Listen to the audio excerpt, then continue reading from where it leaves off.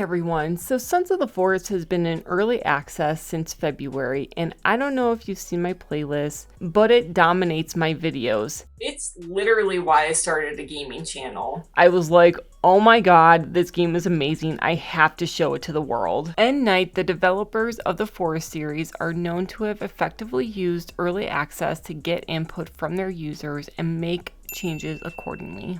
Which, by the way, according to this article, Sons of the Forest should be fully released in October. And we all know games are always fully released on time. Since we have all had some time to play this game, I put together a list of suggestions of things that I would like to see in Sons of the Forest upon its full release. You can add to the list by leaving a comment down below and providing some suggestions of what you would like to see also. Maybe I'll send it to Endnight when we get enough comments. I don't really know. Probably not.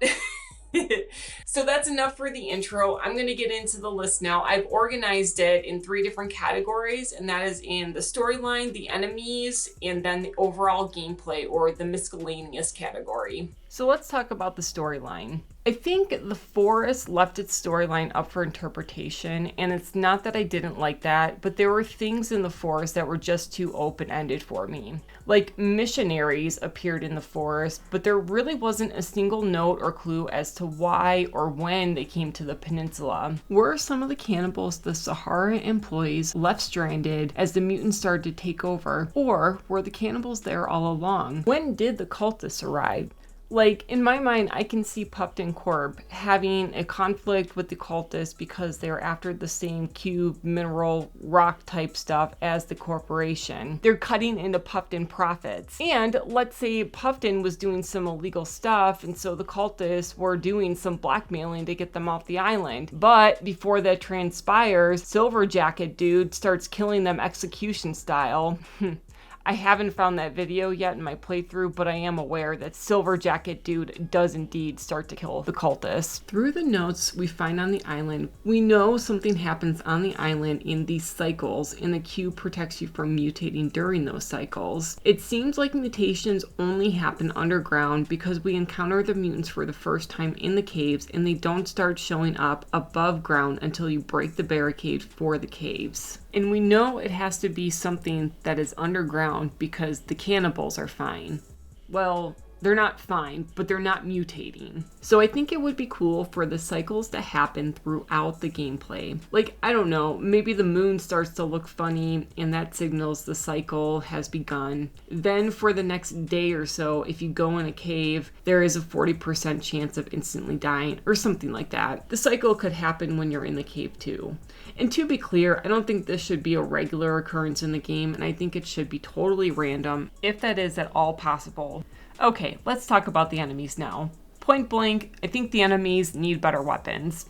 I'm not saying they should necessarily have guns because Endnight did level the playing field by increasing the enemy's ability to take more damage than you. But do you remember in the Forest there was that guy who would like throw those fiery Molotov tennis balls? We need something like that in Sons of the Forest. I wish some of the noises the mutants made were somewhat different. Don't get me wrong, the puffies and the fingers do sound really creepy, especially when in the caves. But it was a creepier experience to be in the forest, just walking around, and all of a sudden you'd hear the stomps from the cowman and Armsy in the background.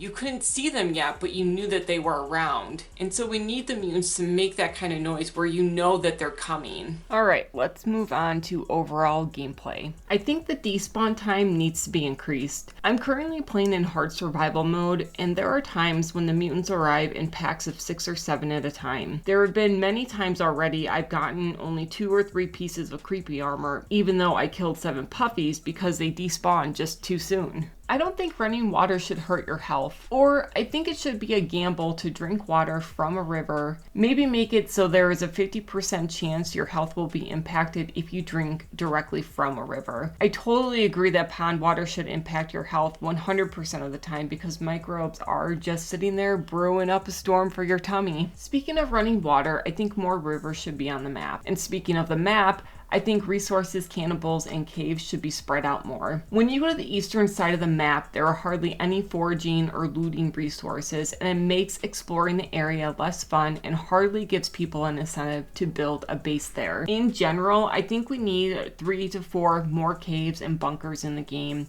and that eastern side of the map could house some of those additions. I think the tarps need to go away, or they should be destroyed after you sleep in them, just like the leaf structure in the forest. Those first few days were terrifying in the forest, simply because your strength wasn't up and there wasn't any saving point unless you built it. And it took me way too long to realize you could save at those tents. We have those tents in Sons of the Forest, so I think we should keep those and then get rid of the tarp entirely or have them be destroyed upon sleeping in them. The next thing I want to add is about the enemies, but it is related to the gameplay, so hear me out. I don't like that they come in hordes and the time they arrive is somewhat predictable. It tends to be midday and then just after the moon comes out. So it doesn't matter where you build your base or bases, they will just start spawning. So the gameplay went from being stealthy and avoiding patrol routes to if you stay in one place long enough, you must survive the hordes. Currently, the enemies seem to spawn in relation to your location, but I think they used to spawn at the camps or very specific locations on the map. I liked the ladder spawn mechanism because then you actually felt like you accomplished something when you had very minimal visits from cannibals or mutants. As weapons go, I think we should be able to collect sap like we did in the forest to make sticky bombs. Literally just because those were my favorite weapons to use. Also need a drop item button. Unless Endnight will allow us to craft poison arrows, we need a drop item button to simply get rid of snowberries and twin berries that serve no purpose at the moment. Or even just the fact that I keep on holding on to these trophy heads from animals that I've killed. It is kind of gross just to think about them rotting away in your inventory. Alright, I think that wraps up my wish list for the things that I'd like to see in Sons of the Forest upon its full release. Don't forget to leave a comment down below and let us know what's on your wish list also. Don't forget to like and subscribe if you want to hear more from me. My name is Heather. Thank you for letting me put my game on for you, and we'll see you next time. Bye!